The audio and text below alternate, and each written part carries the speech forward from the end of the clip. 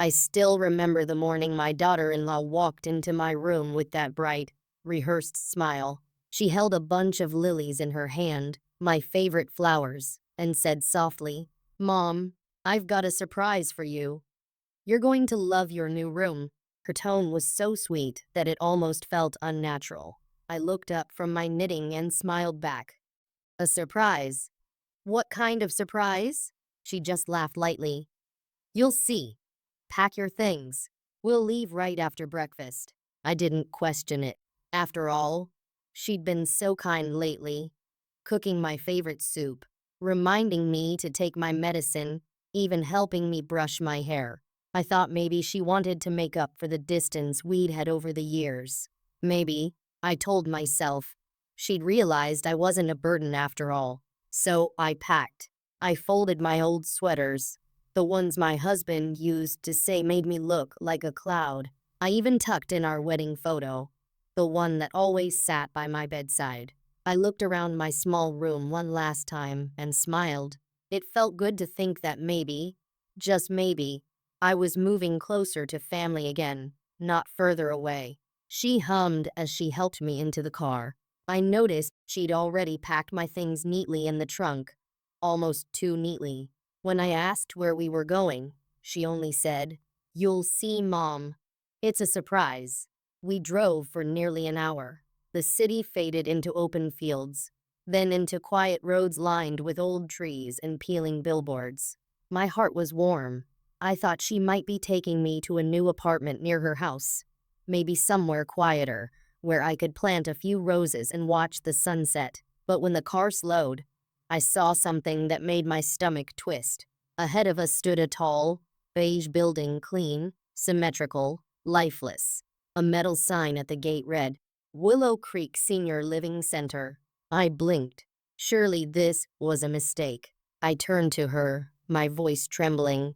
"Sweetheart, what is this place?" She smiled, avoiding my eyes. "Your new room, Mom. Isn't it lovely? They'll take good care of you here." Her words sliced through me like cold wind.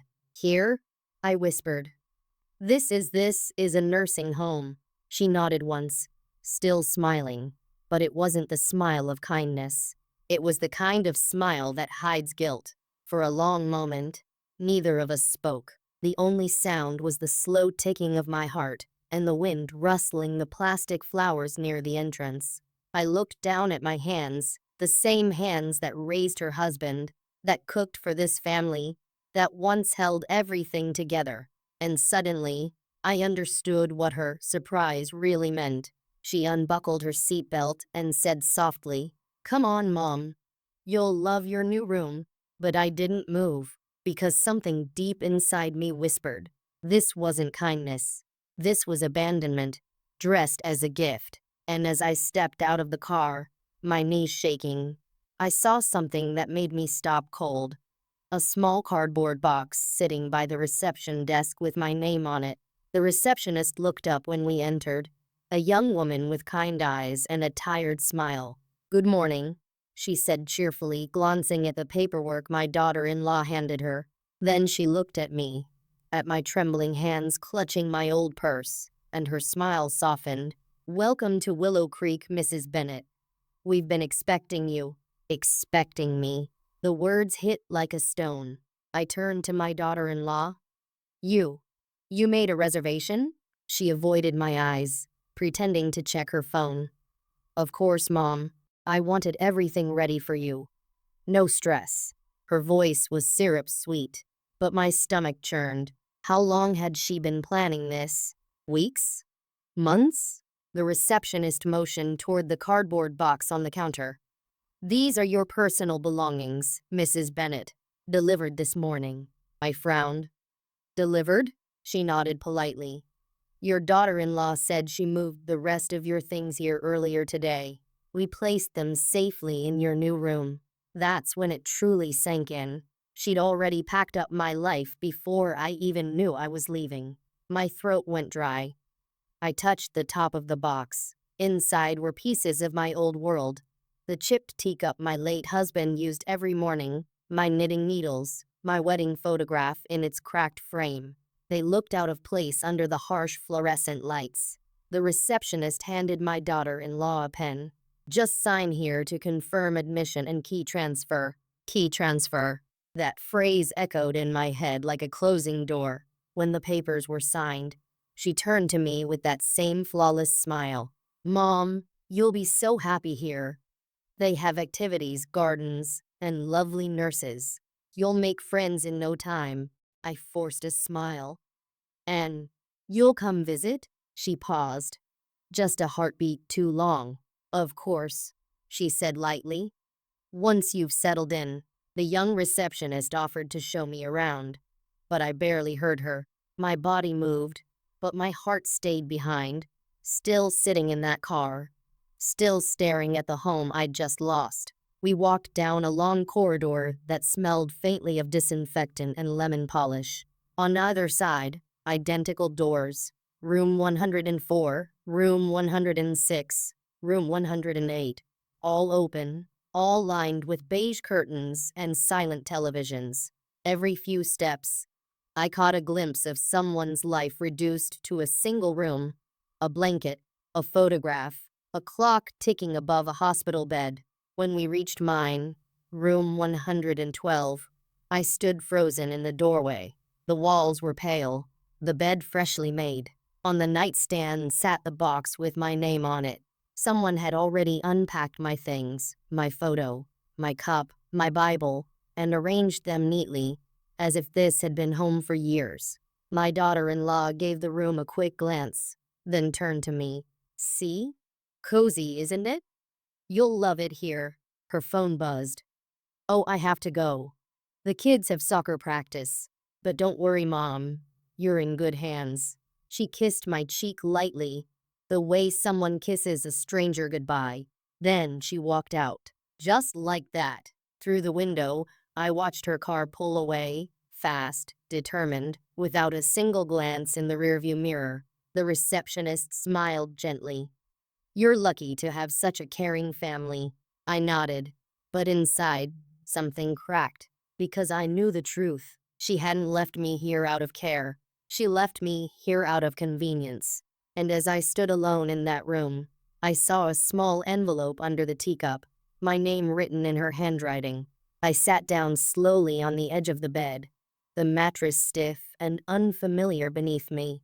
The envelope looked small and harmless, pale pink, with my name written in that careful, slanted handwriting my daughter-in-law always used for birthday cards and grocery lists. But something about it felt final. My fingers trembled as I opened it. Inside was a single sheet of paper, no greeting, no warmth, just words that changed everything. Mom, this is what's best for everyone. You'll have the care you need, and we'll have space to focus on the kids and the house. Please don't call. We'll visit when we can. No love, no thank you. Just a polite dismissal disguised as practicality. I stared at the letter for a long time until the words blurred. The clock on the wall ticked softly, each sound echoing like a heartbeat in an empty chest. It was the first time in my life I felt truly discarded. I wasn't angry at first, just hollow. How quickly people can rewrite the story of who you are. Yesterday, I was Mom. Today, I was an inconvenience. I reached for my teacup, needing something familiar, something that still belonged to me. But even it felt foreign here, sitting on a table that wasn't mine, in a room that didn't carry the scent of my life. Outside the window, I could see the garden. A few elderly residents were sitting under a gazebo, chatting with nurses. Their laughter sounded far away, like a different world I hadn't been invited into yet. A gentle knock pulled me from my thoughts. It was the nurse, a woman about my age, her hair tied back in a bun, eyes filled with the kind of kindness that can't be faked. Mrs. Bennett? I'm Clara. I'll be checking in on you. Do you need anything? Her voice was soft, not pitying, but sincere. I forced a smile. No, dear. Just a bit tired, she nodded. First days are always the hardest. I'll let you rest. Dinner's at 6. When she left, I unfolded the letter again, hoping maybe I'd misread it, but the words stayed the same, cold, distant, practical. I placed it back in the envelope, slid it under the box, and took a deep breath. That's when I noticed something new, a thin stack of papers tucked halfway under my pillow. At first, I thought they were part of the facility's paperwork, but when I pulled them out, I froze. It was my home ownership file, the house deed, the one with my late husband's name still printed beside mine. Why was it here? Why wasn't it in the fireproof box at home? My hands shook as I flipped through the pages. Everything looked correct, until the last sheet. It was a transfer request form, filled out but unsigned, transferring ownership of the house to my son and his wife. My eyes widened. Had they been planning to take the house too? Was this move to make it easier to sell my home, the only place my husband and I ever built together? I pressed my trembling fingers against my lips. For a moment, I couldn't breathe. The lilies she brought me that morning, my favorite flowers, sat on the nightstand, already wilting. Maybe this wasn't about care at all. Maybe it was about control. And as the sun began to set, painting the walls with long golden shadows, I whispered to myself, if they think they can erase me that easily, they've forgotten who I am. That night, I couldn't sleep. The walls of the nursing home were too quiet, the kind of silence that feels heavy, like it's pressing against your thoughts. I lay in bed staring at the ceiling, replaying the drive here, the letter, the papers, her voice saying, "You'll love your new room." Every time I closed my eyes, I saw that fake smile again. When the sun finally rose, I decided to explore. I needed to breathe something other than disinfectant air. I slipped on my cardigan and walked toward the garden I'd seen from my window. The halls were still dim, and the floorboards creaked softly under my slippers. Outside, the morning air was crisp. Dew clung to the grass like tiny crystals, and the sky carried that early pink hue that always made me think of peace. Several residents were already there, some feeding birds, others sitting in wheelchairs reading, or just watching the light shift across the trees. I sat on a wooden bench near a bed of roses. For a moment, I could almost pretend I was home again, sitting in my old yard, waiting for the mailman or for the neighbor's cat to wander by. Then I heard a voice beside me. "New here?" I turned and saw an elderly man in a flannel jacket, his face weathered but kind. He held a small notebook and a pen, as though he'd been sketching something. "Yes," I said softly. "Yesterday." He nodded knowingly. "Rough day, huh?" I smiled faintly. "You could say that," he chuckled. "I'm Henry. Been here about a year now. Don't worry, the first week's the hardest. After that, you learn which nurses sneak you extra pudding and which ones forget your meds."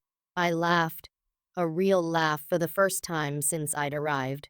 There was something comforting about him, that mix of humor and honesty only people who've lost enough can carry. He looked down at his notebook. "You used to live around here?" I hesitated. "Not too far.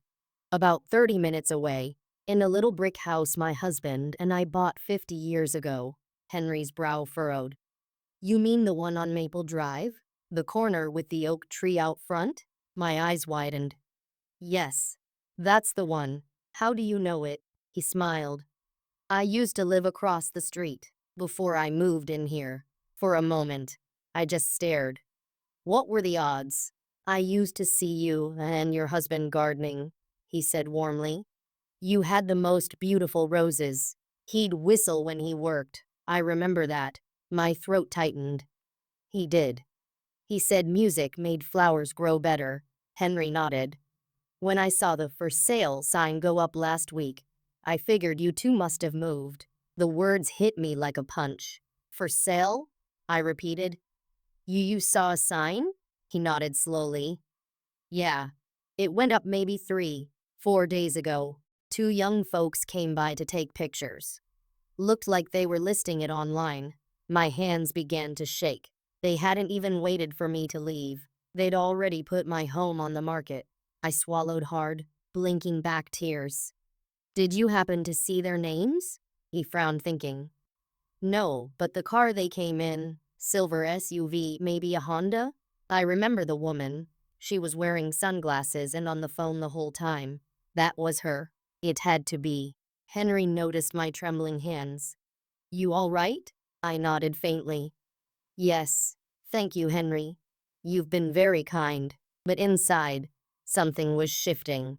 The fog of confusion was clearing, replaced by something sharper. Resolve. If they thought they could sell the only piece of my life that still belonged to me, they had another thing coming. As I turned to leave, Henry called out gently, If you ever need help, Mrs. Bennet, you know where to find me. I still remember that house better than anyone. I gave him a small smile. Thank you, Henry. Maybe I'll need that memory sooner than you think. Back in my room, the air felt different, heavier, charged with something I hadn't felt in a long time. Not anger, exactly. Not sadness either. It was purpose. Henry's words echoed in my head. The for sale sign went up last week. I walked slowly to the window, staring at the reflection of my face in the glass. Older, tired, but not broken. They thought I'd fade quietly into this place, that I'd forget. They didn't know me at all.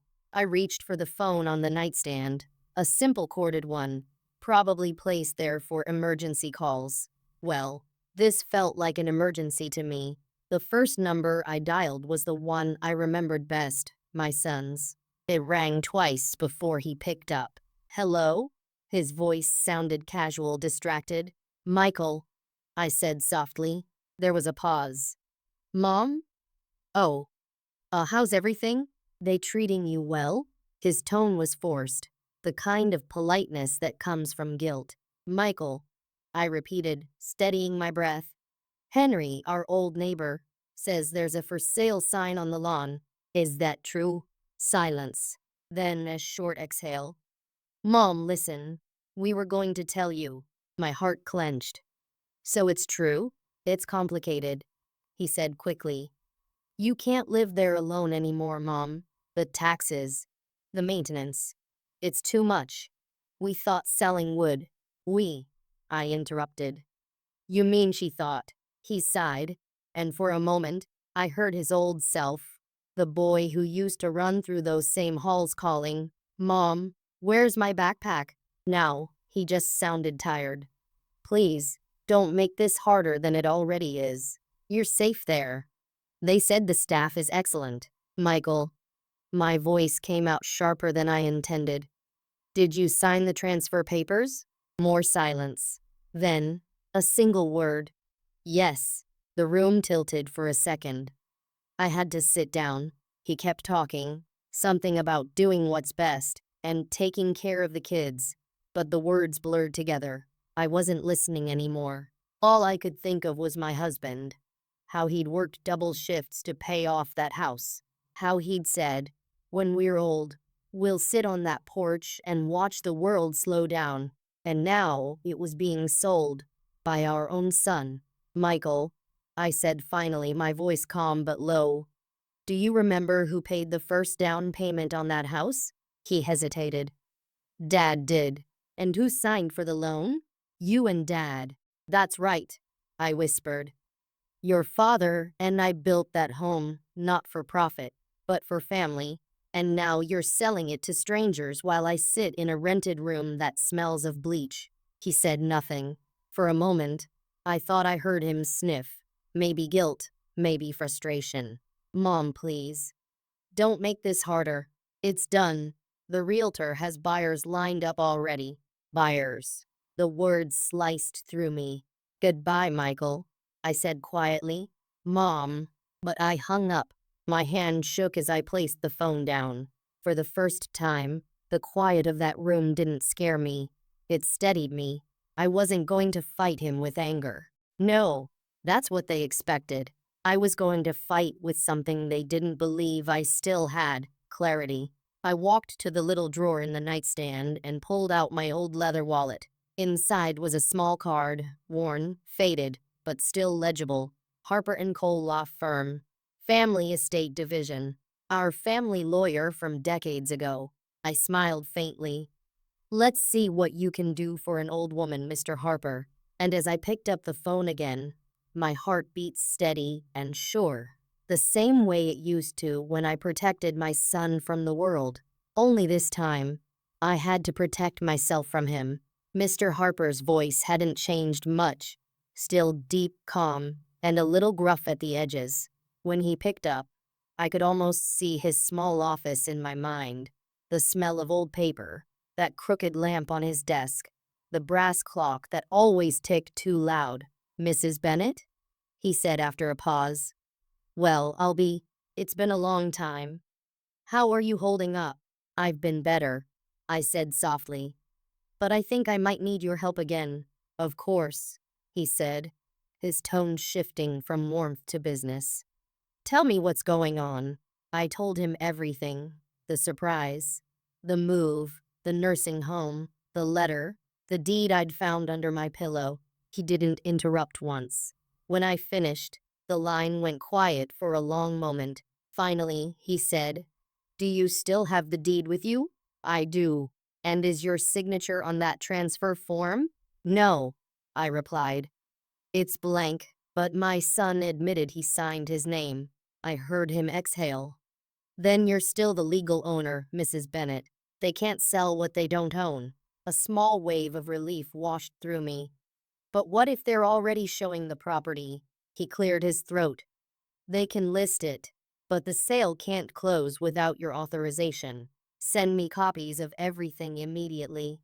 I'll handle the rest." I felt my lips tremble into a faint smile.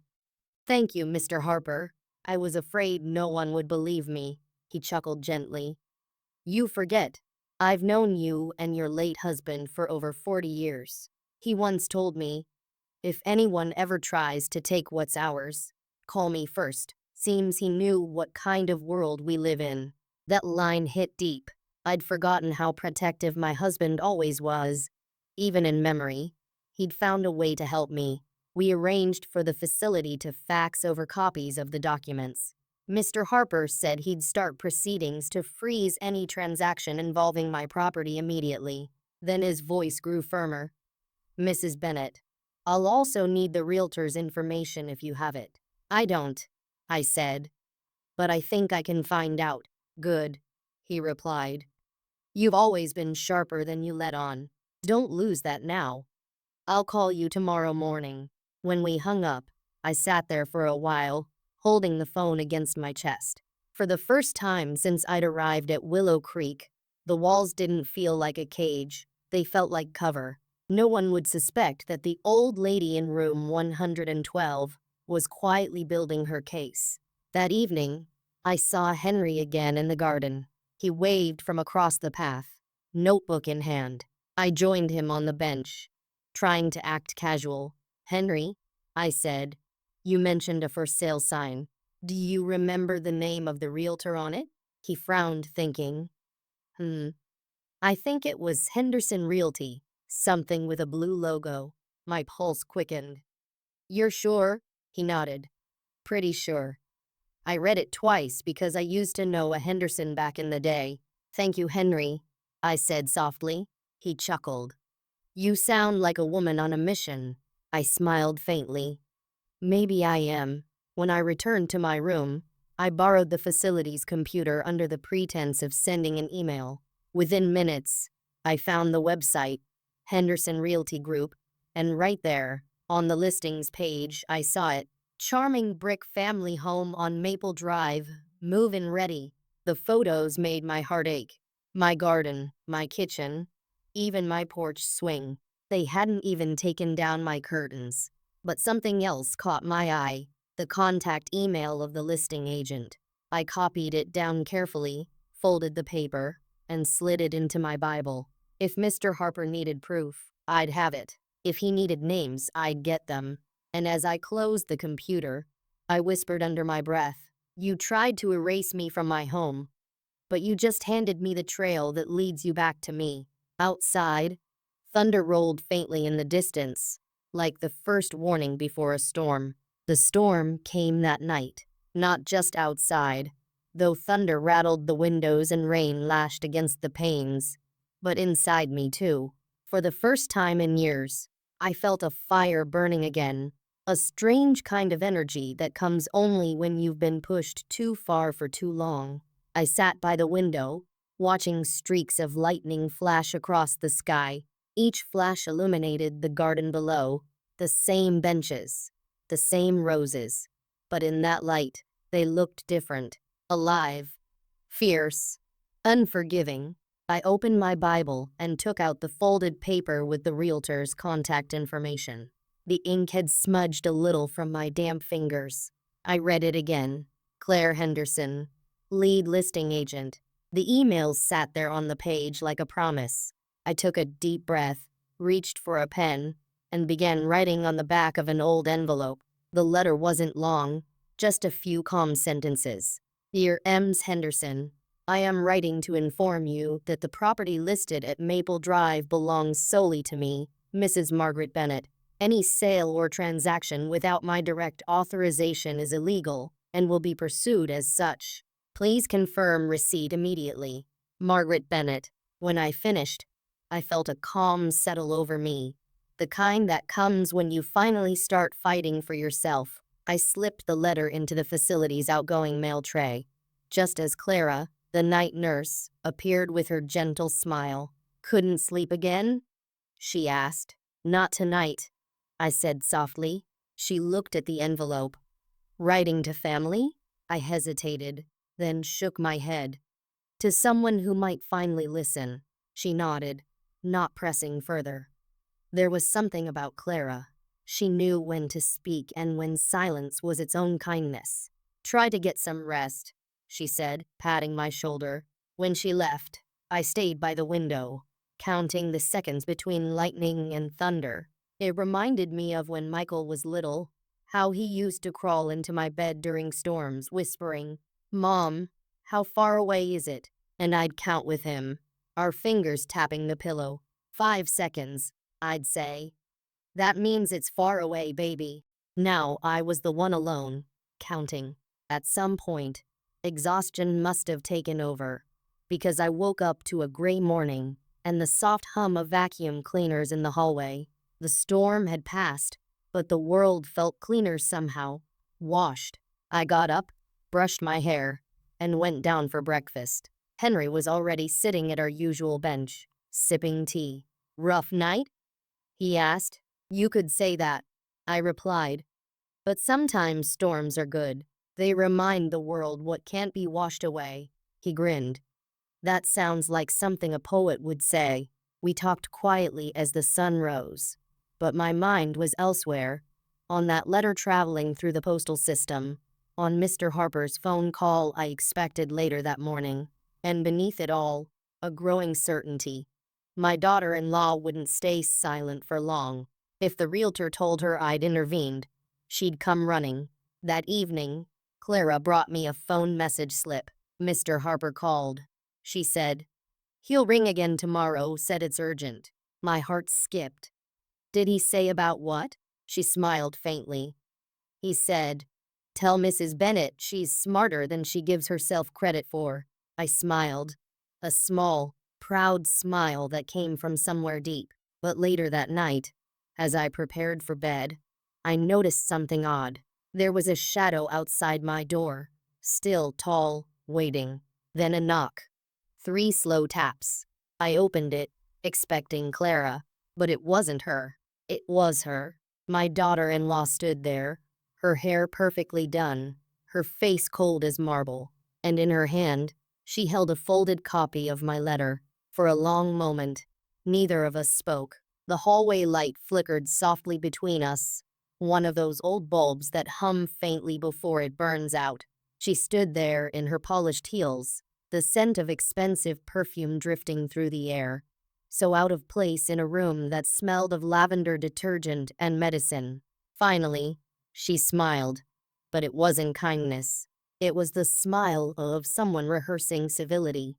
"Mom," she said smoothly, "we need to talk." I stepped aside and gestured toward the chair by the window. She didn't sit.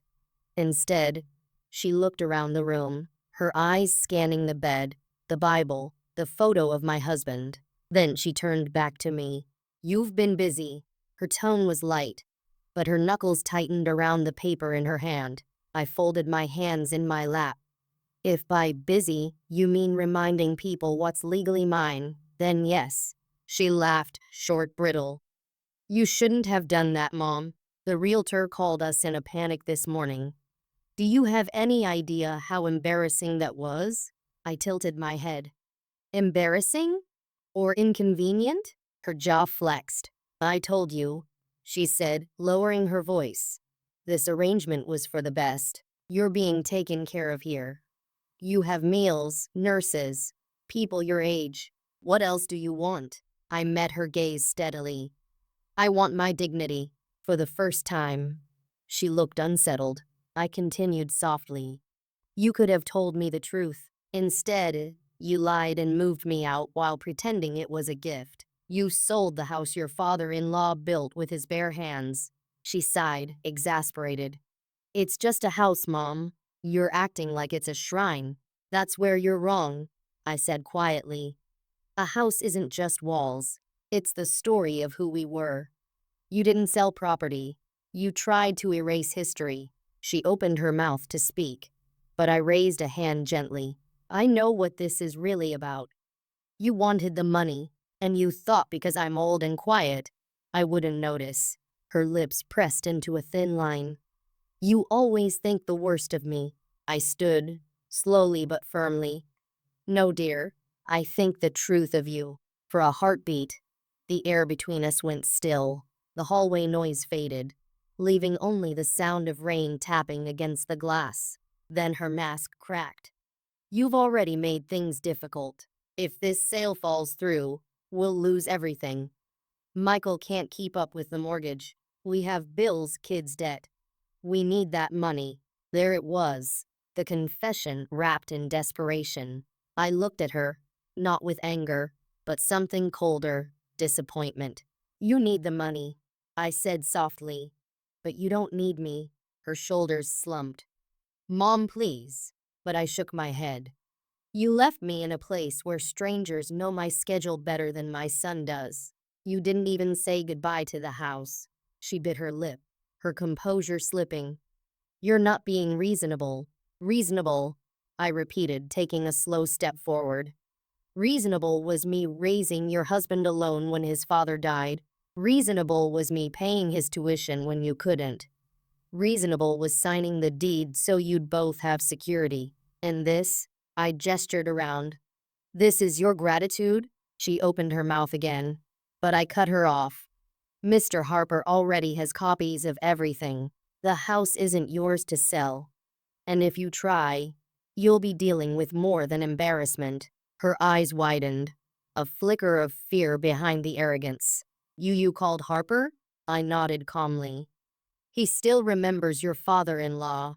He's already started freezing the sale." She took a step back, her hand shaking slightly. "Mom, please, don't do this. Michael didn't mean." "Stop," I said quietly. "Don't make excuses for him. He made his choice when he signed his name where mine should have been." For a long time, she said nothing. Then, slowly, she folded the letter in her hands and looked away. "You always had a way of getting your way, didn't you?" she whispered. I gave a small smile. "No, I just stopped letting other people take it." She looked at me one last time, anger and shame swirling together, then turned sharply toward the door. But before she left, she said one thing under her breath. "You'll regret this, Mom." And then she was gone, the click of her heels echoing down the corridor like a warning. I stood there, heart steady, hands trembling only slightly. I didn't regret it, not one bit. But I also knew her words weren't empty. There would be consequences, and they were already on their way. The next morning, the air in the facility felt heavier, quieter than usual. Even the nurses seemed to move slower, speaking in soft voices like they sensed a storm still hanging overhead. I tried to read my Bible, but my hands wouldn't stop trembling. Every time I reached the part where it says, "Honor thy father and thy mother," Something inside me cracked a little more. Honor. What a fragile word. It takes years to build, seconds to shatter. I was finishing my tea when Clara knocked gently. "Mrs. Bennet," she said softly. "You have a visitor." I looked up, surprised. "A visitor?" She nodded, her smile a little tight. "Your son." For a moment, my heart lifted, then dropped just as fast. I wasn't sure if I wanted to see him or not. Still, I nodded, smoothed my cardigan, and took a deep breath. When Michael walked in, he looked older, not from years, but from worry. Dark circles under his eyes, shoulders slumped. That same look he used to have as a boy when he'd broken something valuable. "Mom," he said softly. I looked at him for a long moment before answering. "Michael." He closed the door and stepped closer, glancing around the room. "This place, it's not as bad as I thought." I smiled faintly. "That's one of the things people say when they've done something wrong." He sighed, dragging a chair over. "Please don't start like that. I didn't come to fight." I folded my hands. "Then why did you come?" He hesitated. "She told me what happened. You called Harper. You froze the sale." "Yes," I said, "because it was my right." He looked down, rubbing the bridge of his nose. "Do you know how much trouble that caused? The buyers backed out. We're behind on payments, Mom. The house was supposed to fix everything." I felt my throat tighten. "Fix everything for who, Michael? You? Or her?" He looked up sharply. "Don't do that. She's my wife. And I was your mother," I said quietly. "Still am, I think." His expression softened for a moment, guilt flickering across his face like light through broken glass. Then he looked away. I didn't know what else to do. We were drowning. You don't understand what it's like trying to keep everything together." I nodded slowly. "You're right, dear. I don't know what it's like to raise children, pay bills, and fight through loss all at once." He looked at me, realizing what I meant. "I did it too, Michael. Without help. Without betraying anyone." He swallowed hard. "It wasn't supposed to go this far." "Then why did it?" I asked gently. He didn't answer. Instead, his eyes wandered to the box on my nightstand, the one filled with my belongings. He picked up the photo of his father and stared at it for a long time. "Dad would hate me for this," he whispered. I said nothing. Sometimes silence is the sharpest truth. After a moment, he put the photo down carefully. "She said you'll never forgive us. Is that true?" I took a deep breath. "Forgiveness isn't a word you earn with a question, Michael. It's something you prove with change." He nodded, his eyes glassy. "I don't know if I can fix this." I reached out, placing my hand gently over his. "You can't fix what's broken until you stop pretending it isn't." He held my hand, just for a moment, then let go. "I'll talk to her," he said quietly. "Maybe we can undo the listing. Maybe we can make this right." I wanted to believe him. I really did. But when he stood to leave, he didn't promise to visit again. He didn't even look back at the door. After he left, Clara came in with a knowing expression. "Family?" she asked softly. "Yes," I said, my voice barely a whisper. "What's left of it?" She sat beside me, setting a cup of chamomile tea on the table. "Sometimes," she said, "blood doesn't make family. Love does." I nodded, staring at the steam rising from the cup, curling upward, fading like all the things we never said. Outside the window, I saw Henry in the garden again, waving me over. I smiled weakly, waving back. He pointed to the gate, where a small black car had just pulled up. It wasn't Michael's, and it wasn't the facilities. Someone else had come to see me, and from the look on Henry's face, it wasn't a friendly visit. At first, I thought my eyes were deceiving me, but as the black car door opened and she stepped out, umbrella in hand, heels clicking against the wet pavement, I knew exactly who it was. Her. Again, I watched from the window as she crossed the garden, her expression unreadable. The other residents turned to look, curiosity flickering across their faces. No one dressed like that to visit an old woman in a care home. By the time she reached the door, my chest was already tight. I didn't need to see her to know why she was here. When Clara knocked moments later, she wore the same uncertain look. "Mrs. Bennet," she said carefully, "your daughter-in-law's back." She said it's urgent. I took a slow breath. "Let her in." When the door opened, she entered briskly. No greeting this time. No false politeness. Just that thin, icy calm she wore like armor. "Mom," she said flatly, "we need to talk again." Privately, Clara hesitated, glancing between us. "It's all right, dear," I said softly. "You can go." Once the door clicked shut, she dropped the smile completely. "I warned you," she said, her voice low. "You had no right to interfere." I stayed seated, hands folded. "And you had no right to sell what wasn't yours." She took a step closer. "You think this is just about the house? You're putting our whole family in danger. Do you even know who we borrowed from to stay afloat?" Her words caught me off guard.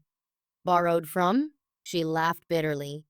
"You really think bank debt was our biggest problem? You've lived too long in that little bubble of yours." Michael got desperate, and we made arrangements. People who don't like being disappointed. I felt the room tilt for a moment. "You're saying you put the house up as collateral?" She didn't answer, which told me everything. The silence between us grew thick, heavy with things that could no longer be undone. "You don't understand," she said, pacing. "If the sale doesn't go through, they'll come for what's owed. You're putting us all in danger." I looked at her, truly looked, and for the first time, I saw fear. Not the kind that comes from guilt, but the kind that comes from knowing she's trapped. And instead of asking for help, I said quietly, "You tried to erase me." She slammed her hand on the table. "You had everything. You had that house, savings, a name people respected. We were drowning, and you wouldn't even notice. You think you're so pure, sitting up here playing the victim." "Enough," I said gently but firmly. She stopped mid-sentence, startled by the calm in my tone. "You call me selfish, but selfishness is doing harm and calling it necessity." Her eyes filled with tears she refused to let fall. "You don't get it," she whispered. "If you don't release the house, they'll come for Michael." Something cold crept down my spine. "Who are they?" She shook her head. "Doesn't matter. Just undo it, Mom. Call that lawyer and stop this before it's too late." I stood slowly, my knees stiff but steady. "You've built your whole life on secrets and shortcuts," I said softly. "Now those shortcuts have led you here, begging an old woman to save you from the truth." "Please," she said, her voice trembling now. "You don't know what they're capable of." I stepped closer, my voice barely above a whisper. "Then maybe you should have thought of that before you brought them into our lives." She wiped her eyes quickly, regaining her edge. "You'll regret this," she muttered again. "No," I said, meeting her gaze. "I regret raising a son who forgot the value of integrity, and a daughter-in-law who mistook silence for weakness." Her face flushed with anger. She turned sharply toward the door, but before she left, she said one last thing, a whisper, almost swallowed by her shaking breath. "If anything happens, remember you chose this." And then she was gone, leaving the faint smell of rain and fear behind. I stood there for a long time, staring at the doorway. Her words echoed in my head, looping over and over. "You don't know what they're capable of." I looked toward the window, the sky outside darkening again, though it was only afternoon. For the first time since coming here, I wasn't sure what scared me more, losing my house, or what else they might try to take. That night, I couldn't shake her words. "You don't know what they're capable of." They looped through my mind as I lay in bed, staring at the ceiling.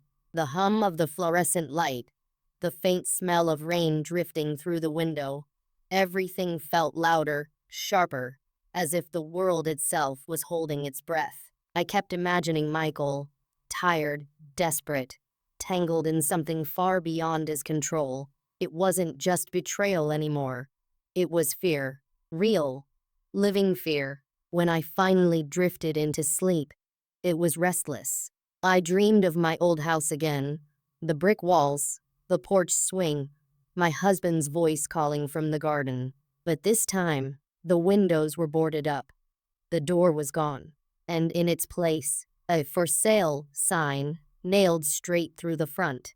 I woke up gasping, my nightgown damp with sweat. The clock read 3:47 a.m. I sat up, poured myself a glass of water from the bedside jug, and that's when I noticed something. An envelope, small and unmarked, had been slipped under my door. My heart thudded. Slowly, I got up, my fingers trembling as I picked it up and unfolded the paper inside. There was only one sentence, printed in neat black ink. "Stay quiet, or you'll lose more than a house." No signature, no clue, just those 10 words. I stared at it for a long moment, the chill running deeper than the cold floor beneath my feet. Someone had been here, someone who knew enough to find me in this place. I sat down at the edge of the bed, holding the paper like it might burn through my hands. A part of me wanted to call Clara, tell her, show her, but another part said don't. If what my daughter-in-law had said was true, maybe talking too soon would only make it worse. Instead, I reached for the phone and dialed the one number I still trusted, Harper Law Office. A young voice answered. "This is Mrs. Bennett," I said quietly. "Please tell Mr. Harper to call me first thing in the morning. It's urgent." "Yes, ma'am," the assistant said. "I'll leave him the message." After I hung up, I sat there in the dark, listening to the rain starting again outside. Soft at first, then heavier. It reminded me of when I used to sit on that old porch with my husband, counting seconds between lightning and thunder. Back then, storms felt safe, predictable. Now they just sounded like warnings. When morning came, I forced myself to move through the routine: breakfast, medication, a short walk with Henry in the garden. He noticed the dark circles under my eyes. "You look like you've seen a ghost," he said gently. I smiled faintly. "Not a ghost, Henry. Just the truth catching up." He frowned, setting down his tea. "You sure you're all right?" I nodded. "Just tired, that's all." But inside, I wasn't fine. Every time a door opened down the hall, my heart jumped. Every time someone walked by my room, I glanced up, expecting to see that same black car waiting outside again. By afternoon, a nurse came by with a note. "Mrs. Bennett," she said, "you have a scheduled visitor tomorrow morning, a man named Mr. Harper." My chest eased slightly. "Thank you, dear." When she left, I locked my door and took out the threatening note again. 10 words, no fingerprints, no name, but it was enough. Someone wanted me scared. Someone wanted me silent. I folded the note carefully and slipped it between the pages of my Bible, the same way my husband used to hide his most important papers. Then I whispered to myself, "You can scare me, but you can't erase me." As the sun set, painting streaks of gold across the glass, I made a decision. Tomorrow, when Mr. Harper arrived, I wasn't just going to defend what was mine. I was going to find out who was behind all of this. And when I did, they'd wish they'd never slipped that note under my door. The next morning, I woke before dawn. Sleep had become a luxury I could no longer afford. My mind felt sharper now, alert in a way I hadn't been in years. I dressed neatly, pressed blouse, gray skirt, the pearl earrings my husband gave me for our 25th anniversary. If people were going to underestimate me, I wanted to make sure they at least underestimated someone who looked composed. By the time Mr. Harper arrived, I was waiting in the common room, teacup in hand, the threatening note tucked safely inside my Bible. He looked older too, hair grayer, glasses thicker. But his eyes still carried that same mix of wit and kindness. "Mrs. Bennett," he said warmly, shaking my hand. I'd say you haven't changed, but you'd call me a liar. I chuckled softly. Flattery still works on me, Mr. Harper. We sat by the window, where morning light filtered in through thin curtains. I've been looking into your case, he began, opening his briefcase. And you were right to call. The sale was moving fast. Too fast. But the hold's in place now. No transaction can proceed without your approval. I exhaled, the first real breath of relief in days. Thank you, I said. He nodded. That's the good news. I frowned. And the bad? He slid a few printed pages toward me, official-looking documents. Your son and daughter-in-law didn't just list the house, Mrs. Bennet. They used it as collateral for a private loan. A very large one. I felt my stomach drop. Private loan? Yes, through an individual lender, not a bank. The company name is fake. A shell. Whoever they borrowed from wanted to stay invisible. My heart pounded as I remembered her words. You don't know what they're capable of. I looked at him, voice trembling slightly. So this isn't just a financial mistake, is it? He shook his head. I don't think so. This is organized, quiet, and intentional. I leaned back, my eyes drifting toward the window. Outside, I could see Henry walking slowly along the path, feeding breadcrumbs to the birds. His life looked so simple, untouched by the chaos that had followed me here.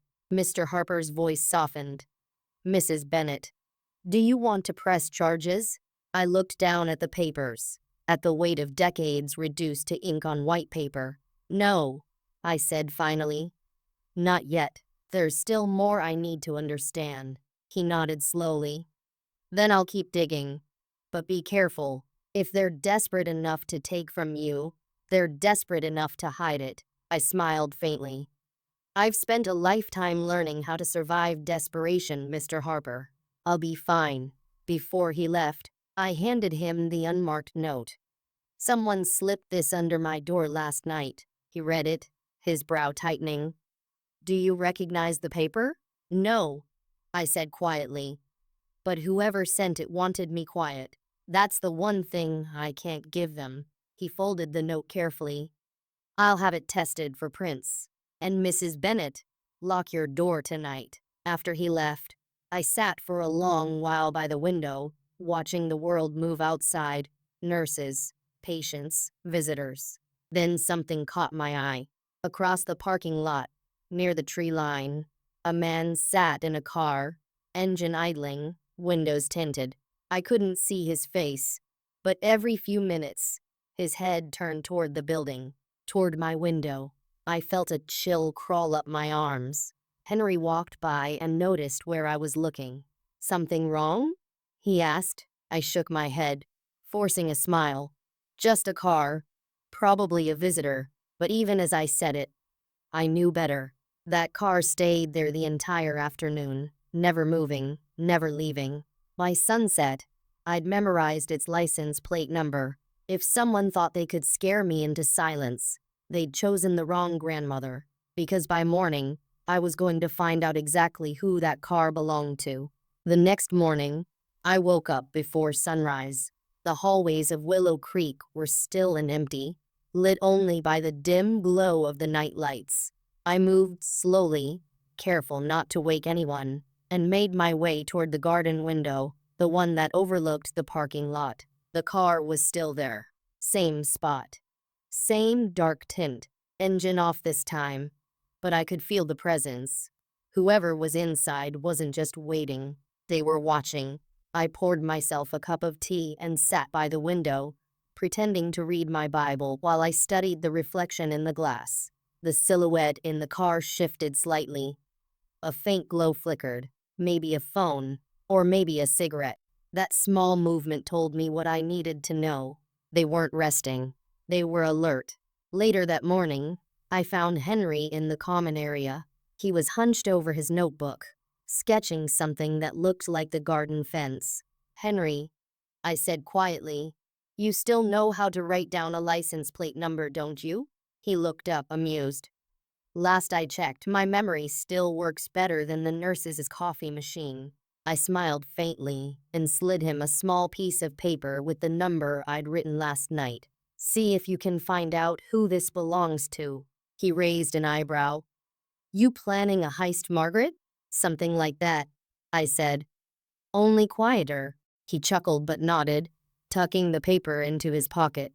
I have a nephew in the local sheriff's office. He owes me a favor.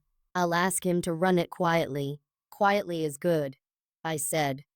No names not yet. By afternoon, the car was gone. For a few brief hours, I let myself hope maybe it was over. Maybe the warning note and the watching eyes were just remnants of my daughter-in-law's panic. But as dusk fell, I saw it again.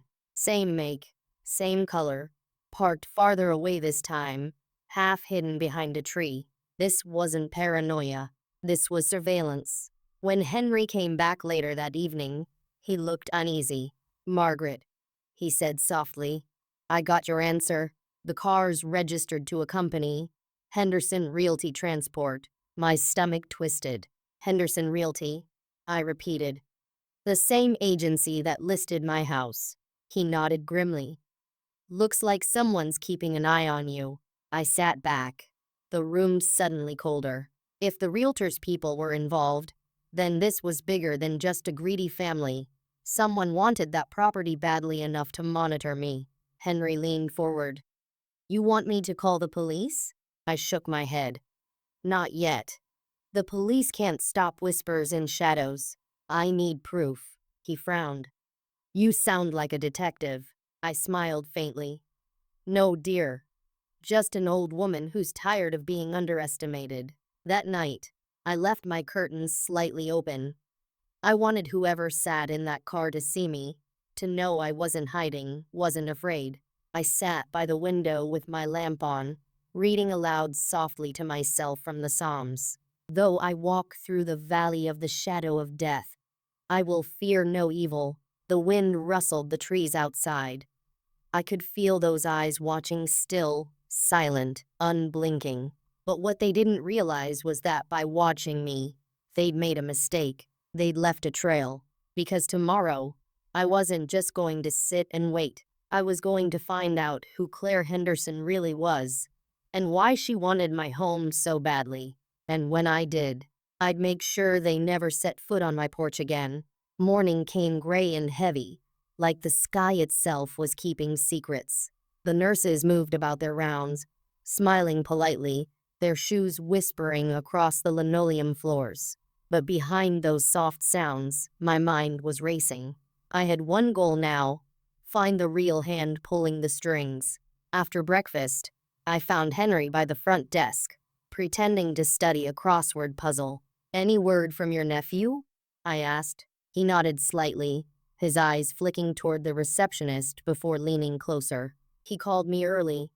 Said there's no record of a company named Henderson Realty Transport. Not in state business filings. Not in local property registries.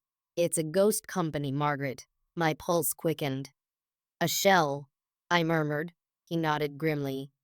But here's the part that'll make your hair stand up. The address tied to the car's registration? It's the same mailing address listed on your house's sale documents. For a moment, I couldn't breathe. That means, he finished my sentence. Whoever created that company isn't just after your home. They already have access to your legal paperwork. I sank into a chair. This wasn't just my daughter-in-law's greed anymore. This was something organized, something calculated. Henry, I whispered. What if they forged more than just a loan document? He frowned. You think they could have faked your signature? I think they've already tried. He exhaled slowly. You're in deeper water than you realize, Margaret. I gave a small, steady smile. Then I'd better learn to swim. That afternoon, I called Mr. Harper again. He answered on the second ring, sounding weary but alert. Mrs. Bennett, I've been digging into Henderson Realty like you asked. Something's not adding up. The firm was created 3 months ago. No office, no staff, just a mailbox in a strip mall. And the owner, he paused. Go on, I said. The registered owner is listed as Claire Henderson. But that's not her real name. It's an alias.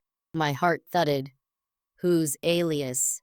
I can't confirm yet, but early searches show that Claire Henderson has been used by several people tied to fraudulent real estate deals, mostly targeting elderly homeowners. I gripped the receiver tighter. So this isn't her first time. No, he said quietly. And your daughter-in-law might not even know how dangerous these people are. She probably thought she was just making a private sale. She walked right into something criminal. A lump formed in my throat. For a brief second, pity flickered through the anger. They'd thought they were clever, but they'd been pawns too. Mr. Harper, I said softly, can you find out who's really behind her name? I'll try, he promised. But be careful, Mrs. Bennet. If they know you're looking into them, they won't like it. When I hung up, I sat still for a long time, staring at the sunlight creeping across the table. It was strange how betrayal could harden your heart and sharpen your senses all at once. Every sound, every movement outside my door now carried meaning. That evening, I went for a walk in the garden to clear my mind. Henry joined me, silent for the most part, his hands folded behind his back. You're thinking about leaving, aren't you? He asked suddenly. I looked at him. How did you know? He smiled faintly. Because when people are planning something, they walk slower. I chuckled softly. I just need to see my home again, one last time, before someone else tries to erase it. He nodded. If you're going to do it, don't go alone. I'll come with you. I stopped walking, touched by his quiet loyalty. Thank you, Henry. But if I don't come back, promise me something. Anything. Don't let them tell my story for me. He frowned, but I didn't explain. Some promises don't need words. That night, I packed a small bag, my Bible, my husband's photograph, and the envelope from Mr. Harper. The moonlight spilled across the floor, pale and cold. Outside, I could see the same car again, engine idling, taillights glowing faintly red. Only this time, a second shadow stood beside it, talking to the driver. Two of them now. And as I watched, the one outside turned his head, looking directly up at my window. He smiled. Sleep didn't come that night. Every time I closed my eyes, I saw that smile outside the window, slow, deliberate, cruel. I'd spent my whole life believing safety came from being quiet and polite, but politeness hadn't saved my home. By dawn, I knew what I had to do. I folded the few things that still felt like mine, my husband's photograph, my Bible, and Mr. Harper's paperwork, and slipped them into my bag. I dressed carefully, choosing the same beige coat I'd worn the day my daughter-in-law brought me here. The irony wasn't lost on me. When I stepped into the hallway, the air was cool and still. Breakfast wouldn't start for another half hour. Most residents were still asleep. Only the faint hum of vending machines filled the silence. I walked slowly toward the side exit, the one that opened into the garden path. Henry was waiting there, as promised, sitting on the bench beneath the willow tree. He looked up when he saw me, and for a moment, he smiled like we were two children sneaking out of school. You really mean to go through with it, he said. I've spent my whole life trusting others to make the right choice, I replied. Now it's my turn. He handed me a small card. My nephew texted me the address linked to that company. Just a name on a mailbox in an industrial park. Be careful. I tucked it safely in my pocket. Thank you, Henry, for believing me when no one else did. He squeezed my hand gently. Don't thank me yet. Just come back. I promised I would, though a part of me wasn't sure I believed it. The gate creaked as I pushed it open. The morning air was damp and heavy, but freedom, even the fragile kind, has its own smell. I walked down the narrow path toward the bus stop. Every step felt both terrifying and necessary. The ride into town was quiet. Outside, fields blurred past, and I thought of all the mornings I'd made this same journey years ago, to the market, to church, to visit friends long gone. Now I was going to chase ghosts of a different kind. When I reached the industrial district, I followed the directions on Henry's card until I came to a small, forgotten plaza. Cracked pavement, faded signs, and a row of mailboxes nailed to the wall. There it was. Suite 14, Henderson Realty Group. No office. No people. Just a rusted box with a brass lock and a sticker peeling at the edges. I looked around. A single security camera hung above the door, its red light blinking lazily. I took out my phone and snapped a picture of everything: the mailbox, the camera, the parking area. If they wanted silence, they'd get proof instead. I was about to leave when a voice came from behind me. Looking for someone? I turned slowly. A man stood by a black SUV, hands in his pockets, wearing dark glasses despite the cloudy morning. Same car, same shape. My heart thudded, but I forced a smile. No, just the wrong address, I think. He tilted his head, studying me. You shouldn't be here, Mrs. Bennett. The way he said my name, calm, deliberate, sent a chill straight through me. I hadn't told him who I was. He took a step closer. You need to stop asking questions. Go back to your room, and this will all be over. I swallowed hard. Who are you? He smiled faintly. Just someone cleaning up other people's mistakes. And then, without another word, he opened the SUV door and drove off, slow, unhurried, as if he already knew I wouldn't be able to stop him. I stood there in the cold morning air, my hands trembling, but my mind clear. Whoever he was, he'd made a mistake too. He'd spoken my name, and that meant he could be traced. I pulled out my phone again and dialed Mr. Harper. When he answered, I said quietly, I found your ghost company, and the ghost just spoke to me. He paused. Where are you now? Outside their office. Or what's left of it. Get somewhere safe, he said urgently. Now, but as I turned to leave, I saw something that made my blood run cold. A second SUV pulling up at the far end of the lot. Two men stepped out this time, and they weren't looking around. They were looking for me. The parking lot went quiet for one long, heavy heartbeat. Then I heard it, the crunch of boots on gravel. Two men. Broad shoulders, dark jackets, moving with purpose. They weren't window shopping. They were hunting. I slipped my phone into my pocket, pulled my coat tighter, and began walking, not running, not yet, toward the far exit that opened onto a narrow service road. Old habits die hard. Years of motherhood had taught me that panic is the first thing that gives you away. The air smelled of wet asphalt and exhaust. Behind me, the men's footsteps quickened. I passed an abandoned loading dock, its rusted gate half open. Instinct took over. I stepped inside, crouching behind a stack of wooden crates. Dust filled the air. My heartbeat sounded like thunder in my ears. Through a crack, I saw one of them stop near the entrance, scanning the shadows. The other spoke into a small radio.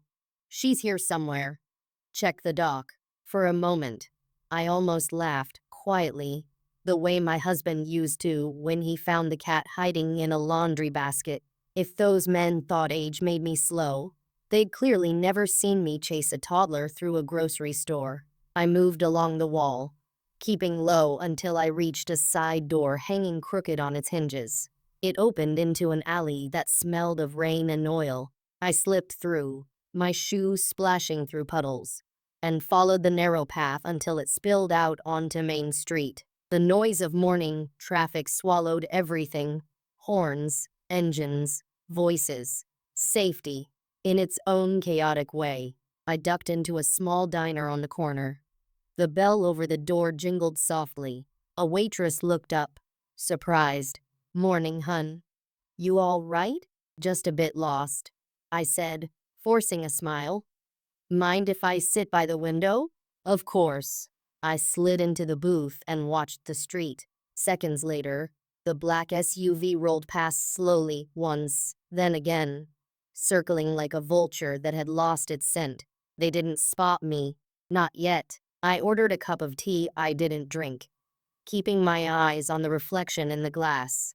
When I finally pulled out my phone, I saw 3 missed calls from Mr. Harper. I called him back immediately. "Where are you?" he asked, voice sharp. "In a diner on Main," I whispered. "They're still looking. Stay put. I'm sending someone. My assistant's husband is a retired officer. He owes me a favor. He'll meet you there in 15 minutes." 15 minutes. After 70 years of patience, I could handle 15 more. I folded my hands around the warm cup and tried to steady my breathing. Outside, the rain had stopped, but puddles still mirrored the sky, gray, uncertain, endless. A man in a tan coat entered the diner, scanning the tables. For a heartbeat, my chest tightened, until he smiled and flashed a small badge clipped to his wallet. "Mrs. Bennett?" he asked softly. I nodded. "Name's Tom Harper," he said. "Jack Harper's son. My dad said you could use some help." Relief nearly made me cry. "You're Mr. Harper's son?" He nodded. "Let's get you somewhere safe first. Then we'll talk about whoever's chasing you." I followed him out the back door, into a narrow lane behind the diner. As we walked toward his car, I turned once more toward the street. The black SUV had stopped at the curb now. One of the men stepped out, phone pressed to his ear. He looked up, straight at me. Our eyes met through the drizzle, and he smiled again. Tom drove with one hand on the wheel, eyes scanning every mirror, every side street. The rain had slowed to a drizzle, the world outside turning soft and gray. Inside the car, though, tension hung thick as fog. "You did the right thing calling my father," he said quietly. "Feels strange to be hunted at my age," I murmured. "When you've lived long enough, you start thinking danger is something that happens to other people." Tom gave a half smile. "Unfortunately, criminals don't care about birthdays." We drove in silence for a while, until I asked the question that had been gnawing at me. "Tom, do you think they'll stop?" He glanced at me, then back at the road. "People like that don't stop, Mrs. Bennett. They just change tactics." He pulled into a quiet parking lot behind a small hardware store. "Here's the plan," he said. "You stay here out of sight. I'm going to get a statement started and run that license plate through an old contact in the department. If they've been following you, we'll know soon enough." I nodded, clutching my bag. "Be careful." When he stepped out, I exhaled slowly. My heart was beating too loud, like it was trying to warn me of something I couldn't yet see. I sat there, staring out at the rain-dappled windshield, and that's when I saw it, in the reflection of the glass. Another car, parked 2 rows behind us. Same black SUV. My breath caught. Tom was still inside the store. I had no way to warn him without drawing attention, so I did what old women have always done best. I pretended not to notice. I reached into my bag, took out my phone, and hit record.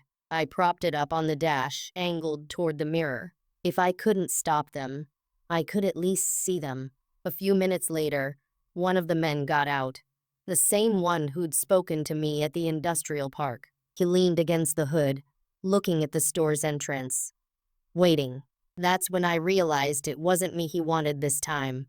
It was Tom. I opened the door quietly, stepped out, and ducked behind the delivery truck parked nearby. My knees protested, but fear has a way of lending strength. I slipped my phone from the dash and called Tom. He picked up on the second ring. "Everything all right? Don't come out," I whispered. "They're here." The SUV. It followed us. He swore under his breath. "Stay hidden. I'm calling my contact now." I crouched there, the cold seeping through my coat. The man by the SUV looked restless, checking his watch. Then he opened the back door and pulled out a clipboard. For a moment, I thought he might just be playing the part of some delivery driver. But when the wind blew, the papers on his clipboard shifted, revealing photographs clipped beneath. My house, the porch, the mailbox, and one picture of me, sitting in the garden at Willow Creek. Every inch of me went cold. This wasn't random. This was planned, detailed, methodical. Tom came back a few minutes later, moving quickly but calmly, slipping into the car beside me. "You were right," he said quietly. "They've got a record. Fraud, intimidation, elder coercion. The group's connected to property scams across 3 states." My voice was barely a whisper. "Then they know exactly who I am," he nodded grimly. "But now we know who they are too, which means we can make them come to us." He pulled out his phone and typed something fast. "I just sent the police your footage and your statement. If they follow you again, it'll be entrapment. We can make this their last mistake." I looked at him, surprised. "A trap?" He smiled faintly. "You've already started it, Mrs. Bennett. You baited them the moment you refused to be quiet. For the first time in days, I felt something like peace, not because I was safe, but because I finally understood. They weren't the hunters anymore. They were the ones being watched." We drove back toward Willow Creek before dusk. The rain had stopped, leaving the world washed clean, glistening under the weak sun. As we pulled up to the gate, I saw Henry waiting by the bench. I waved, and his relief was almost palpable. But then I noticed something else. An envelope in his hand, sealed and stamped with my name. He looked shaken. "It came for you," he said, handing it over.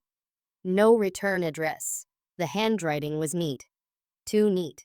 Inside was a single photograph, grainy, printed on cheap paper. It was a picture of my son, Michael, taken through the window of his own home, and scrawled beneath it in red ink were 4 words that froze my heart. "Next time, it's him." The photo shook in my hands.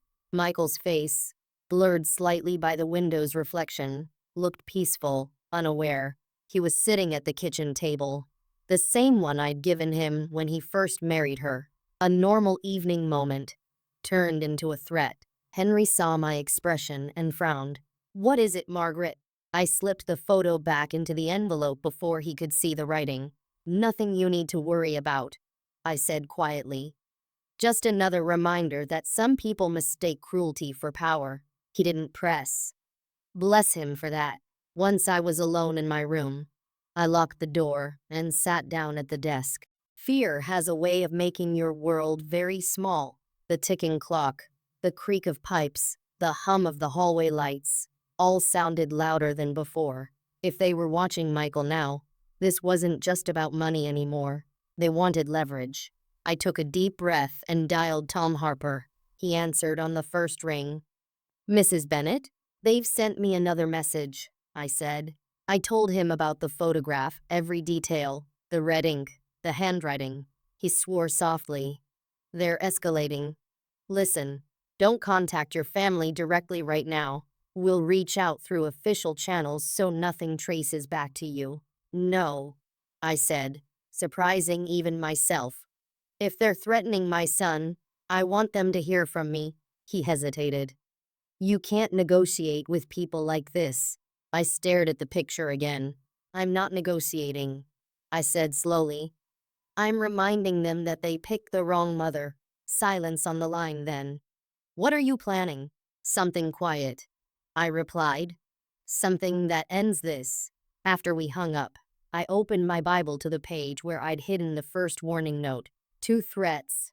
2 pieces of proof. If they wanted a bargain, I'd give them one. On my terms. I wrote a short letter and sealed it in an envelope addressed to the same fake realty office. "You already have the papers you wanted. You've taken my peace and my family's trust. Now you're reaching for my blood.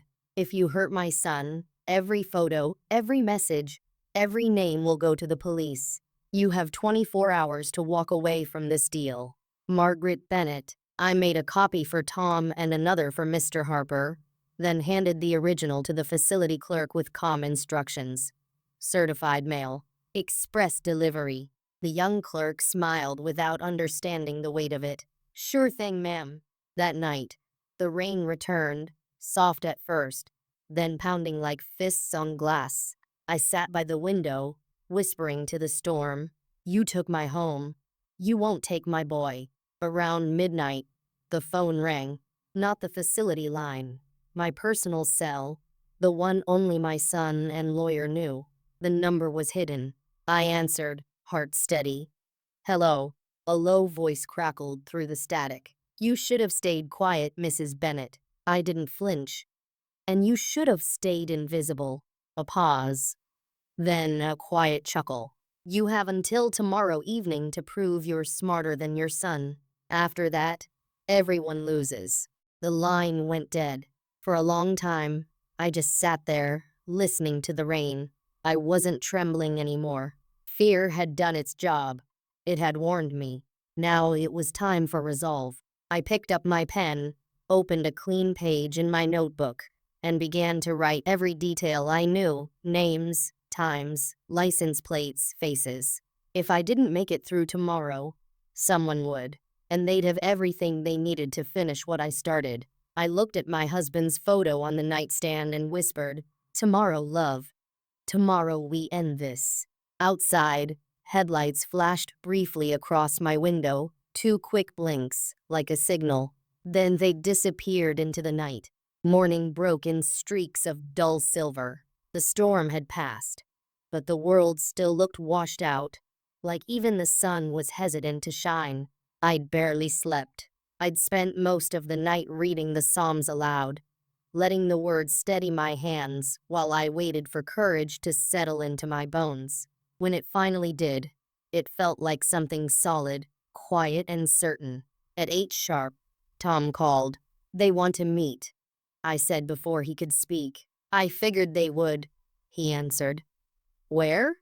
"Where it started," I said. "Willow Creek. They'll come for me there. They always do." He didn't like it. I could hear it in his sigh. "Mrs. Bennet, this is dangerous." "I know. But danger isn't new to me, dear. It's just louder now." He promised to stay close, parked just beyond the gates. Then he added quietly, "If they show up, don't argue. Keep them talking until we're inside." I hung up, slipped my wedding ring back on my finger, and looked once more at my husband's photo. "Wish me luck, love," I whispered. By noon, the air outside felt unnaturally still. Even the birds had gone quiet. I was sitting on the garden bench when I saw it. The same black SUV crawling up the drive, its tires crunching against the gravel. 2 men again. And behind them, a woman stepped out. Sunglasses, long coat. Confidence that tried too hard. Claire Henderson, or whoever she really was. She walked toward me, smile sharp as glass. "Mrs. Bennet," she said pleasantly, "you're a difficult woman to reach." "Maybe you've been knocking on the wrong doors," I replied. Her smile tightened. "You've caused quite a bit of trouble. Lawyers, police inquiries, canceled deals. That can be expensive. Stealing homes is expensive too," I said softly. "Only difference is I pay in memories, you pay in prison time." Her laughter was light, practiced. "I think you misunderstand. We don't want to fight. We just need that house. Sign one form, and this ends." I folded my hands in my lap. "You mean, sign away the last piece of my husband's life so you can clean your record?" She took a step closer. The men behind her shifted, the glint of metal under one coat catching my eye. "Let's not make this unpleasant," she said. "I don't intend to," I replied. "That's why I invited you here." Her eyes narrowed. "Invited?" I said gently. "You see that car by the gate?" She turned slightly. The moment her head moved, Tom's sedan rolled forward, slow, unhurried. Behind him, 2 unmarked cruisers turned into the driveway, lights still off but unmistakable. For the first time, I saw her composure crack. Just a flicker. "You set us up," she hissed. "No," I said, standing. "You set yourselves up when you came after my family." The taller man reached for his jacket, but before he could draw, officers were already on him, shouting, moving fast. Claire froze, hands trembling as Tom stepped out of his car, badge glinting in the sunlight. "Claire Henderson," he said firmly. You're under arrest for fraud, intimidation, and elder coercion. She stared at me as they cuffed her, her voice low and venomous. This isn't over, old woman. I met her eyes, calm as stone. It is for you. By evening, the police cars were gone. Tom stayed long enough to take my final statement and hand me back the photo of Michael. He's safe, he said. We've got patrol near his house. They won't touch him. Relief flooded me so fast it almost hurt. I nodded, whispering, "Thank you." As the sun sank behind the trees, Henry joined me on the bench, his sketchbook in hand. "So," he said quietly, "did you win?" I smiled, weary but steady. "No, Henry. I just stopped losing." The air smelled like rain and freedom. For the first time in weeks, I felt the weight lift from my chest. But deep down, I knew this wasn't the end. Because when you survive betrayal, justice isn't the reward. It's the beginning of something new, something stronger. The morning after the arrests, Willow Creek felt different. The air seemed lighter, as though even the walls could finally exhale. For the first time in months, no one was watching from the parking lot. No strange cars idling by the gate. It was just stillness. I sat at the breakfast table by the window, my cup of tea growing cold. Every sound, the hum of the fridge, the murmur of nurses down the hall felt new. Freedom has a sound, I realized. It isn't loud. It's quiet, steady, like the heartbeat of a life reclaimed. When Tom arrived later that day, his eyes looked tired but kind. "Good news," he said, setting a folder on the table. "They've traced the entire ring. Your case helped uncover 5 more victims. All seniors, all with the same pattern, property fraud through manipulation and false caretakers." I swallowed hard. "So it wasn't just me." He shook his head. "No, ma'am. But you were the first one who fought back with evidence. You helped us break it open." A strange mix of pride and sorrow welled in my chest. I never wanted to be brave. I just wanted peace. But sometimes, peace requires a little storm first. I thanked him, and as he left, he said quietly, "You know, my dad wanted me to tell you. He hasn't seen a case like this handled so gracefully. He said you reminded him of his own mother." That made me smile. "Tell him that's the best compliment I've had in years." That afternoon, Henry helped me pack. The staff had arranged for my release papers. I was free to return home. Home. The word tasted strange, like something both familiar and fragile. We loaded my few belongings into a small van the facility had rented. The nurses hugged me, some with tears in their eyes. Even Nurse Layla, the one who'd always been brisk and guarded, whispered, "You made this place braver, Mrs. Bennett," as the van rolled through the gates. I looked back once at the old brick building. It had been my cage, but it had also been my battlefield, and maybe, in some quiet way, my classroom too. When I reached my old street, the house looked smaller than I remembered.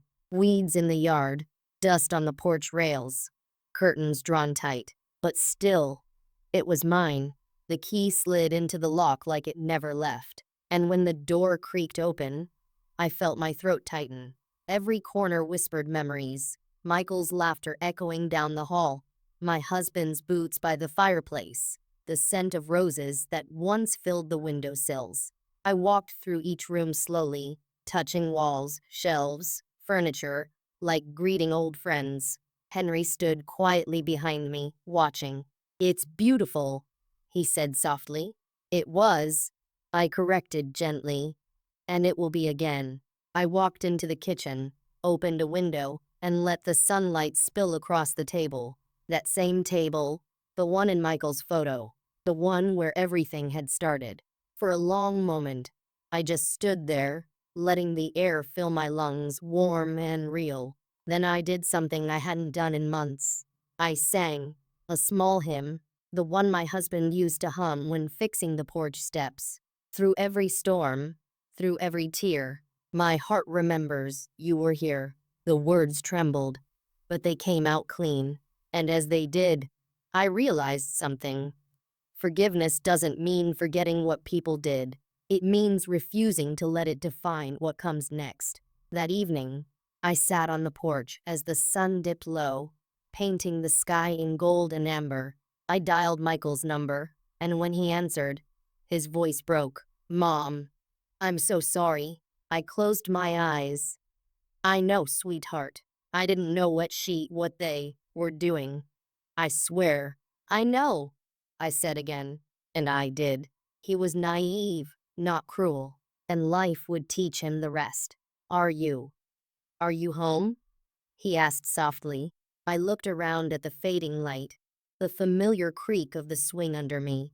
"Yes," I whispered. "I'm home." We didn't talk long. Some wounds need quiet more than words. But when the call ended, I felt lighter. I turned my face toward the sunset, letting the breeze lift a strand of my hair. Freedom had found its way back to me, not through anger, but through endurance. And yet, deep down, a question lingered, one that wouldn't let go, because on my front porch table, next to the unopened mail, lay another envelope.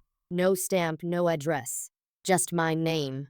The envelope sat there like it had been waiting for me, plain, cream-colored, unmarked except for my name, Margaret Bennett, written in black ink that curved neatly, too neatly, across the front.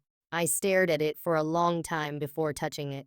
The paper was thick, good quality, expensive, not a bill, not junk mail.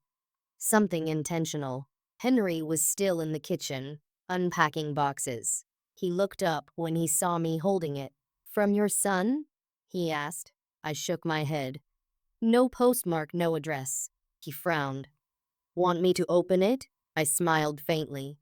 "I faced worse than paper, dear." Still, my hands trembled as I broke the seal. Inside was a single sheet of folded stationery. No letterhead, no date. Just one short paragraph typed in an even, cold font. "You may think this is over. It isn't. You drew too much attention, and now we all have to clean up your mess. Enjoy your homecoming, Mrs. Bennett, while it lasts." No signature, no clue, but the faintest scent of cologne lingered on the page, sharp, masculine, familiar. I felt my pulse quicken. I knew that smell. It wasn't from Claire. It wasn't from the men who'd followed me. It was older, from somewhere closer. I sat down slowly, letting the page rest on the table. Henry saw my expression change.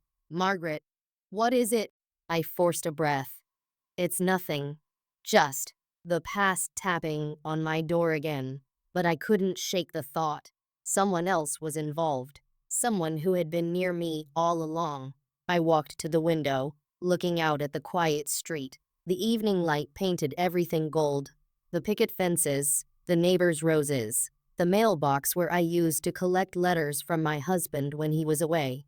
Now it just stood there, silent, like it too was waiting for something. Behind me, Henry spoke softly. "Maybe it's a bluff." "Maybe," I said. "But bluffing takes courage. This smells like desperation." He hesitated, then asked, "Should we call Tom?" I nodded slowly. "Yes, but not yet. Let's see what comes next." That night, I couldn't sleep. The clock ticked loud in the dark, and every creak of the old house felt amplified. I left the lamp on and sat in my chair by the window, notebook open on my lap. The letter lay beside it, folded neatly, like a confession waiting for judgment. At midnight, a car passed slowly down the street. Its headlights washed briefly over my window, then disappeared. I listened for the sound of tires turning back, but none came. Instead, I heard something else. A light tap at the front door. Not a knock. Just one soft tap. My breath caught. I waited. Another. Then silence. I rose carefully, every bone in my body aware of the risk. Through the peephole, I saw nothing but the porch swing moving slightly in the wind. I opened the door a few inches. The cool night air met me, along with the faint rustle of a paper envelope sliding across the floor. Another one. This one smaller, sealed with black wax. I bent down and picked it up, my fingers numb. When I opened it, there was only a photograph inside. Not of me. Not of Michael. It was of Henry, standing by the window of Willow Creek 2 days ago, talking to someone just outside the frame. I turned slowly. Henry stood in the hallway, still holding a tea towel, but his face had gone pale. "Margaret," he said quietly, "you need to listen." My heart pounded. "What did you do, Henry?" He took a hesitant step forward, guilt written all over him. "I didn't mean for it to go this far," he said. "They promised it would be simple. Just paperwork. Just signatures. I thought." "You thought what?" I asked sharply. "That betraying me would buy your safety?" He shook his head desperately. "No, I thought I was protecting you. They said if I kept them informed, if I told them when you started digging, they'd leave you alone. But they lied, Margaret. They lied to me too." The room swayed a little, my breath catching between anger and disbelief. After everything, the letters, the fear, the nights I'd prayed for one honest soul, it was him, the man who'd sat beside me, who'd helped me write letters, who'd made me laugh when I felt invisible. "Why didn't you tell me?" I whispered. His voice cracked. "Because I was ashamed." The silence that followed was thick enough to choke on. Outside, thunder rolled faintly in the distance. Inside, the clock ticked once, twice. I looked at him, really looked, at the trembling hands, the regret in his eyes, the way fear had carved lines into his face, and somehow, I felt pity before fury, because I'd known that kind of desperation once. The kind that makes you believe bad people when they offer you safety. "Finally," I said quietly, "you're going to help me finish this. Every name, every message, every secret you still have. And when we're done, Henry, you're going to tell the police everything." He nodded slowly, eyes wet. "I will." I turned back to the window, where lightning flickered on the horizon. "Then let's get to work," I said. "Because whoever sent this letter just made their last mistake." The storm rolled in before dawn. Rain hammered against the roof like it was trying to wash the world clean, thunder rumbling low across the hills. Inside, Henry and I sat at the kitchen table, the air thick with everything he hadn't yet said. He hadn't slept. Neither had I. The envelope, the photograph, they lay between us like a wound that refused to close. "Start from the beginning," I said quietly. He swallowed hard, his hand shaking as he rubbed the edge of his sleeve. "It was months before you ever came to Willow Creek," he began. "I was already there, broke, angry, barely getting by. One of the staff introduced me to a woman, said she helped residents manage their assets. She offered to clear my debts if I'd just keep an eye on certain people. People like me," I said. He nodded miserably. "They wanted information. Who owned property, who didn't have family visiting, who seemed confused or lonely." I told myself it was harmless. Just reports. Then they started asking for copies of documents, birth certificates, house deeds. And when I refused, they reminded me of my gambling record, my late rent, the loan I'd signed under my brother's name. They said they could ruin me. He looked up, eyes hollow. So I kept quiet. I thought if I gave them enough, they'd stop. But when you came along, when you started asking questions, she got nervous. Said you were going to ruin everything. "Claire?" I said. He nodded. "She told me to convince you that nothing was wrong, to keep you calm. When that didn't work, they told me to distract you, stall you long enough for them to get the papers from your son." The words hit like stones. "You told them about the will," I said. He closed his eyes. "Yes, I told them." The room went quiet except for the rain. I could have screamed. I could have thrown the letter across the room or called Tom right then and there. But instead, I just sat there, still, breathing, steady. After a lifetime of loss, you learn that anger burns hot but short. Truth burns cold, and it lasts. Finally, I said. And now? He looked at me, confused. Now, now you're going to help fix it, I said. Every contact, every name, every place you met them. We'll give it all to Tom. And you'll tell the police the truth, not to save yourself, but to end this. He nodded slowly.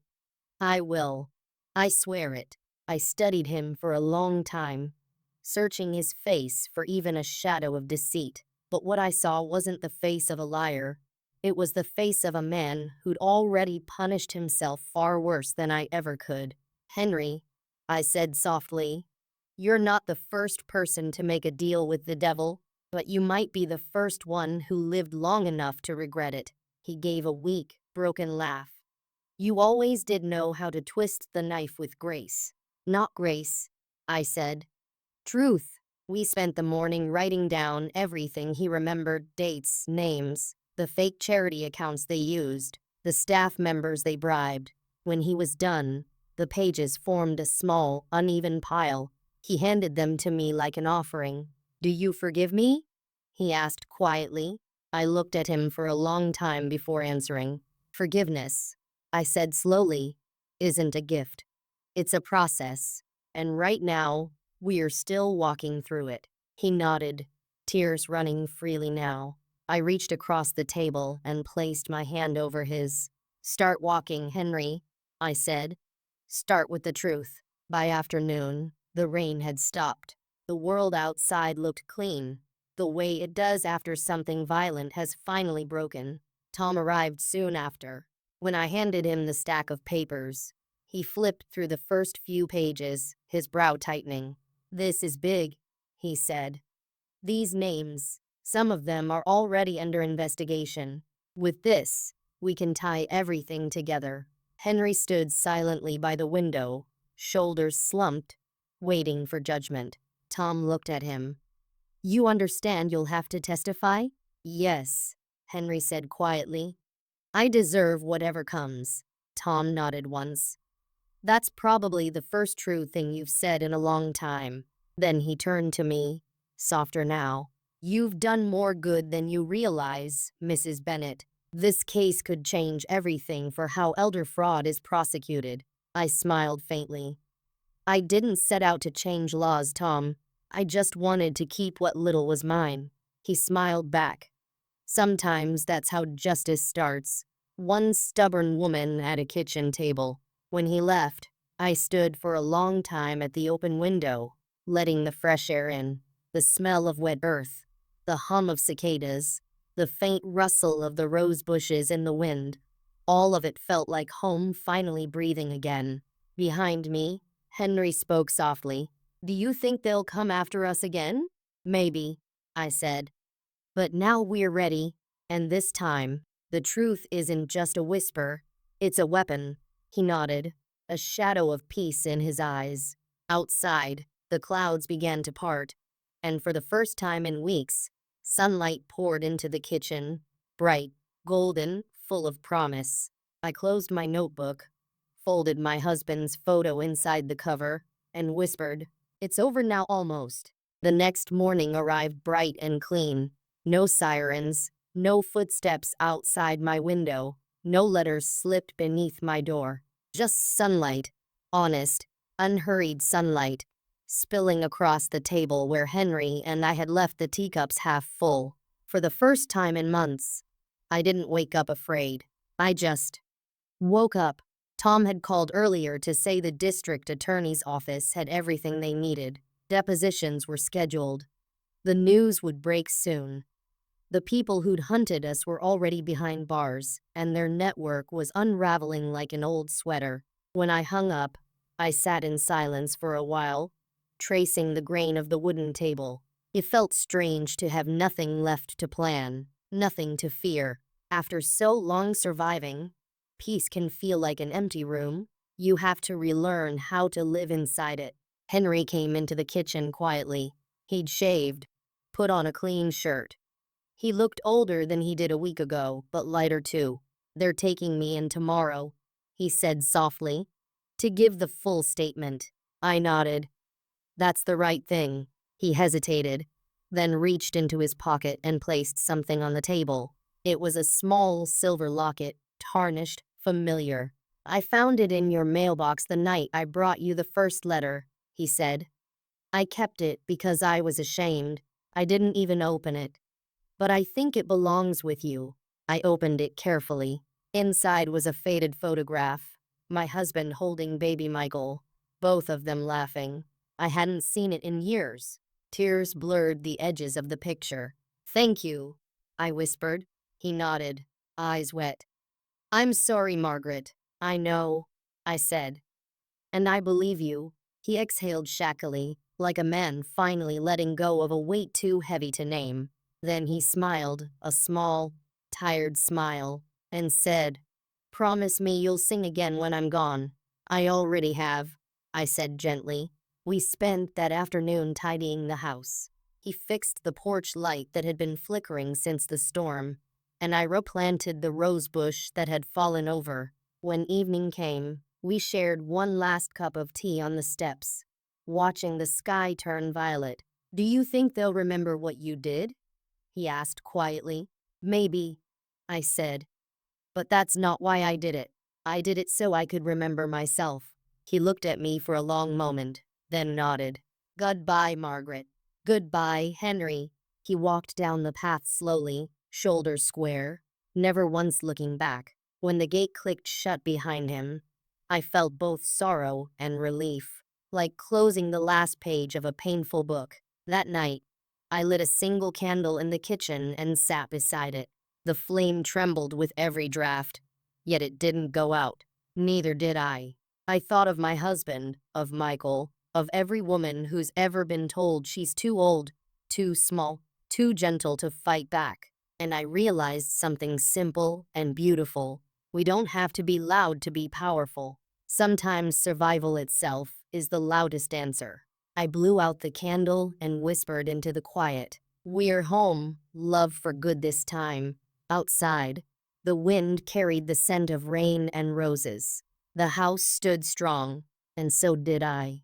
Weeks passed. The days blended gently together. The sound of birds in the morning, the scent of coffee drifting through the kitchen, the light footsteps of neighbors checking in. Peace doesn't announce itself. It simply settles in, quietly, like sunlight through lace curtains. I'd begun writing again. Just small things, recipes, memories, bits of advice I'd once meant to tell Michael but never did. Each word felt like reclaiming another little piece of myself.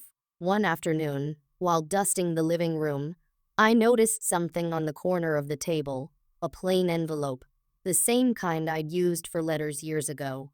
I smiled, assuming I'd misplaced one of my notes. But when I opened it, the handwriting made me pause. It was my husband's. Old, looping, familiar. A letter I'd forgotten existed. "My dearest Margaret, if you're reading this, it means you're alone in the house again. But I hope, I pray, it's not loneliness you feel, only peace. Remember what we built here wasn't just a home. It was proof that love can outlast time, storms, and even silence. If the world ever turns cruel, if people ever try to take what's yours, don't meet them with hate. Meet them with truth. Because truth, my love, is the one inheritance no one can steal. And when you stand by this window one day, watching the garden bloom again, know that I'm still here. In every rose, every breath, every sunrise. All my love. Always. Edward." I sat down slowly, the letter trembling in my hands. Tears came, not the hot, aching kind of sorrow, but soft, grateful ones. It felt like he'd been waiting for the right moment to speak again. And somehow, he had.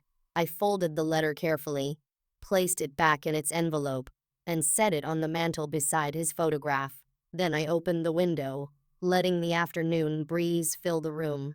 The garden below was alive again, roses climbing the fence, sun spilling over the porch steps. The house wasn't just surviving anymore, it was living. I thought of everything that had happened, the betrayal, the fear, the fight for my name, and realized something simple, something final. They had tried to erase me, but instead, they'd written me into something unbreakable. That evening, I made tea for one and sat on the porch swing, humming softly. Fireflies blinked in the yard like tiny lanterns. And for the first time, the silence wasn't heavy. It was beautiful. I closed my eyes and whispered, "Some stories don't end when you expect them to. They just find a quieter way to go on." The wind stirred gently through the rose bushes, carrying that faint, familiar scent, the one Edward always said smelled like forgiveness. And as I looked out into the golden dusk, I smiled, because I finally understood. Home isn't where you live, it's what you keep alive inside you, even after the storm. Sometimes life takes everything from you, your home, your trust, even your peace, just to show you what can't be taken. Your courage to begin again.